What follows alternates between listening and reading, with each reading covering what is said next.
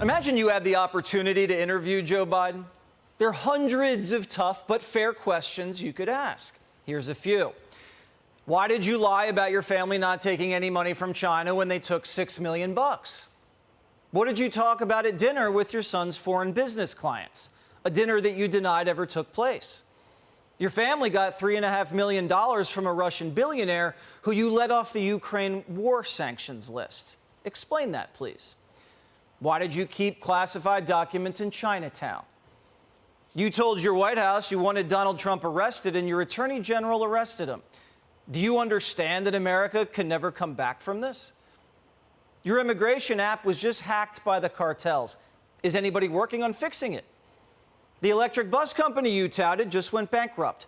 Are the taxpayers going to get their money back?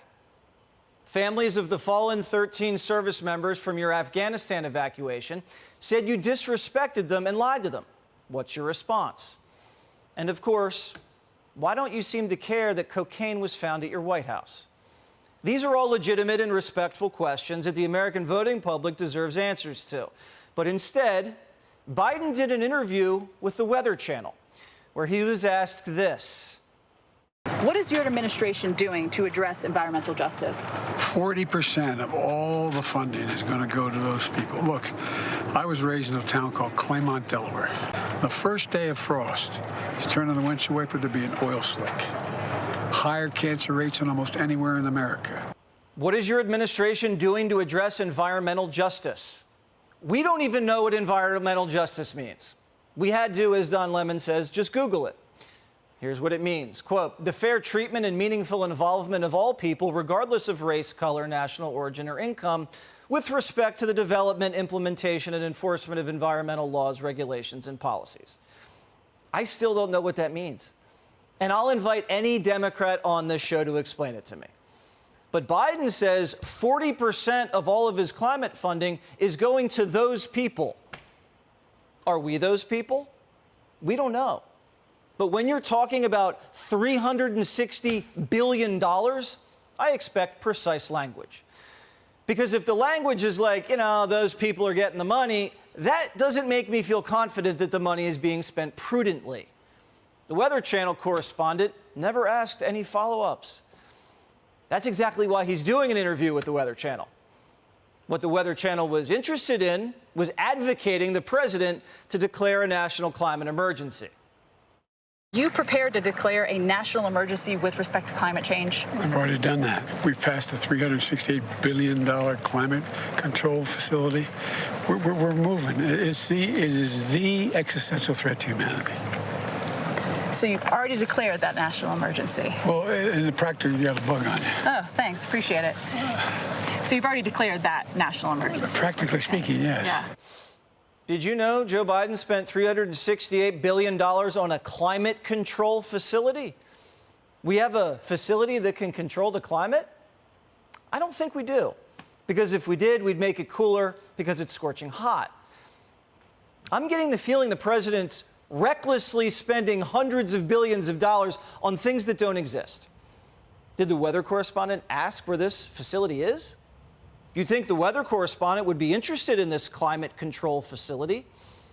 We investigated where the facility is, and we couldn't find it. Just like we couldn't find anything about Joe Biden declaring a climate national emergency. Joe Biden just lied to the Weather Channel. The Weather Channel knows Joe Biden's lying to them. They're the Weather Channel. They would have covered the declaration.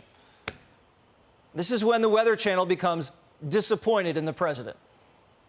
You promised no new drilling on federal land or offshore. Can you tell Gen Z that you haven't broken your promise? Yes, because the courts overruled me. The court said I couldn't do it. I wanted to stop all drilling on the East Coast and the West Coast and in the Gulf, but I lost in court. But we're still pushing. We're still pushing really very hard.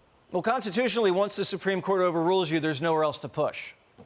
This is exactly what happened with student loans. Remember, he makes a promise, excites his base, gets overruled in court, and then wants credit for broken promises. Now, Biden ran on being big labor's biggest supporter in the White House.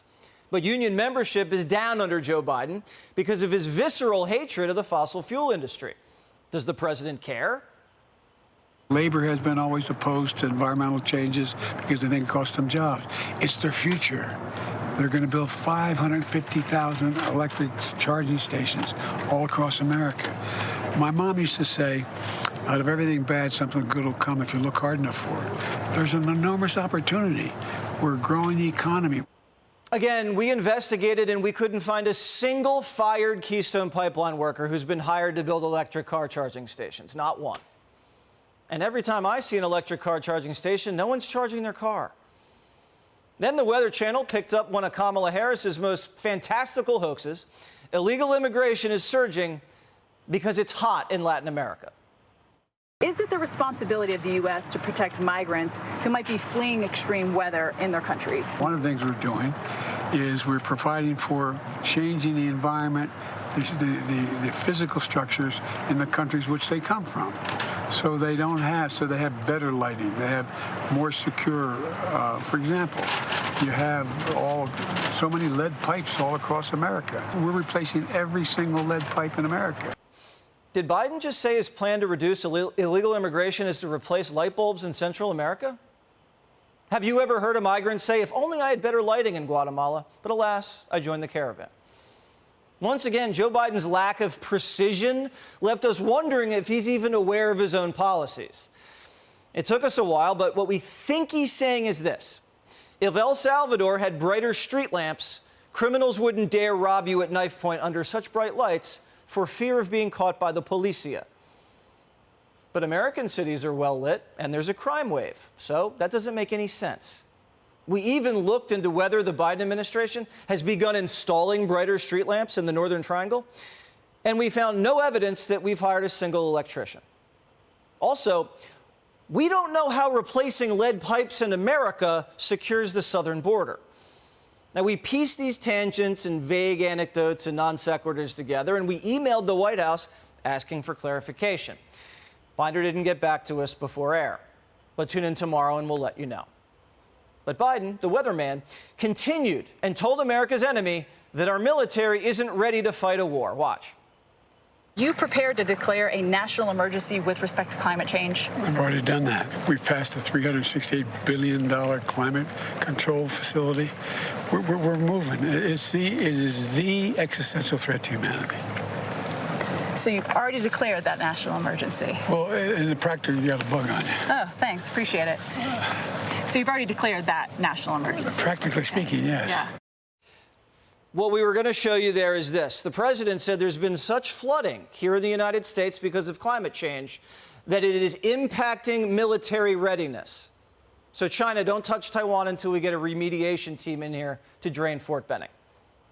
Once again, our diligent producers searched far and wide for any evidence that a U.S. military base was flooded so severely that exercises were canceled and military readiness was impacted. Now, I don't know how good our military would be if rain knocked out our army, but does the president think water is the biggest threat to the military? Now, I'm going to go out on a limb, but I think the Navy's going to be fine. And I sure hope the Air Force has windshield wipers on the F-22. And if the Army and Marines can't train in rain, then we have a problem. I think critical race theory taught at West Point impacts military readiness more than weather. You'd think the Weather Channel would know if the weather knocked out a U.S. military base, but again, no follow-up. And here's why. The owner of the Weather Channel is a prolific Democrat donor. Byron Allen, Weather Channel owner, spent hundreds of thousands of dollars boosting Democrats in the midterms. He cut a $50,000 check to Nancy Pelosi alone. Byron Allen is Greta Thunberg with money. Byron Allen says he bought the Weather Channel to save your life. But really, the Weather Channel is saving Biden's life. The Weather Channel is a safe haven for Biden to exist comfortably in a liberal bubble, immune from sharp questions regarding bribes, the border, and crime. A corrupt, confused, weak, and terrified man is being protected by the ideological professional class who runs corporate media, who have no respect for your tax dollars and no respect for your interest in the president's competence. It's actually terrifying to think that Joe Biden can conceivably win the next election conducting Weather Channel-style interviews once a month until next November. never having to face serious inquiries into his personal or professional conduct. Joe Biden is on pace to run an even more sheltered campaign this time than he did during the pandemic. The only mechanism to force these issues onto the table is an impeachment inquiry. Hey, Sean Hannity here. Hey, click here to subscribe to Fox News YouTube page and catch our hottest interviews and most compelling analysis. You will not get it anywhere else.